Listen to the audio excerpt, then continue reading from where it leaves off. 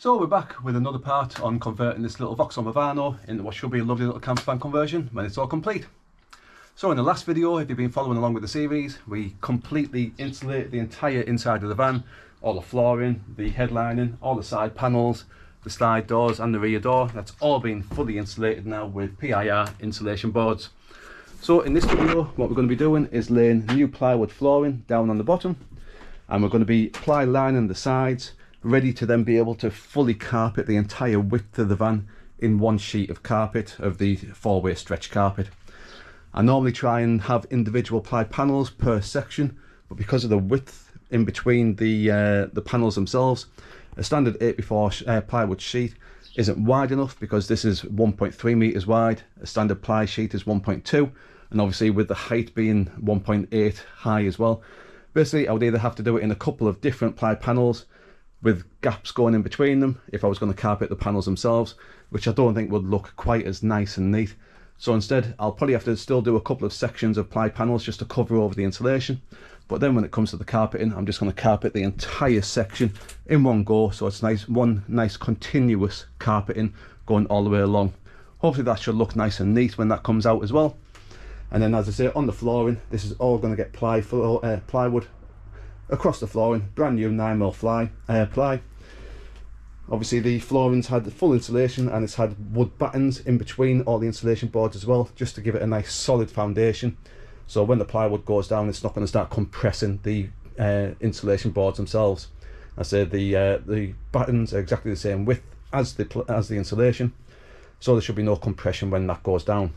Then when the plywood floor goes down, I'm still undecided whether I want to go for the standard Altro safety flooring type that I've normally used in previous conversions, or maybe even go down a laminate flooring route. I think that some laminate might look quite nice in here, and with the size of the van, it can probably get done in maybe a couple of packs, so cost wise it probably wouldn't be much difference between going for the safety flooring compared to laminate. And as I say, I think laminate might look a little bit nicer. It'll be something different as well. As I say, I've done the safety flooring in almost all the vans I've done in the past, and I fancy doing something different. So what we're going to do is we're going to get the old flooring that I've taken up out. I've just had that in storage. I'm not going to be using the old flooring that I took up, because that has a textured top that I'm not too keen on, and it's only 6mm, whereas I want a slightly thicker flooring to go down. But it does mean I can use that as a template for things like going around the wheel arches. Thankfully there's no cutout for where there would sometimes be a step on the side door, so this is just going to be a straight run going all the way up, and that'll get edged off with some curved edging at the end as well. That section is going to be for a shower tray, so that's going to be left and cut out. There's not going to be any plywood over this section, that's why there's no insulation there either. But as I say, the rest is going to get fully plied over, and then it's going to be carpeted, including the back doors as well. I should be able to get some nice full length sheets going down, and again, once they're fully carpeted in one sheet as well, hopefully it should look nice and neat. Now I might have to run some preliminary wiring as well, just for things like the ceiling lights, for the dimmer switches, things like that. And so I'll be utilising the C-pillar down there like I'm currently using for the solar panel cables, and the cabling for the turbo fan as well. So there's a couple of cables already ran in, but I'm going to have to run a few more in just for the lights, maybe some USB charging, things like that, because the battery and the electrics are going to go in under a little seating bench that should be going around about there as well. So let's get the old plywood out, the new plywood, the 9mm, and I think I'm using 5.5 for the sides as well, and it'll be slightly thinner, 3mm for the roof lining. The roof lining should also get done in carpeting as well, and we're also going to have to do a cutout for the turbo vent as well, but the cowl will cover the entire cutout across that area. So let's get all the plywood out, get some tools out, get cracked on, and hopefully by the end of this video we should have a fully ply lined and new floored out van ready for the actual conversion units and things like that to start getting built up and put in. So let's make a start.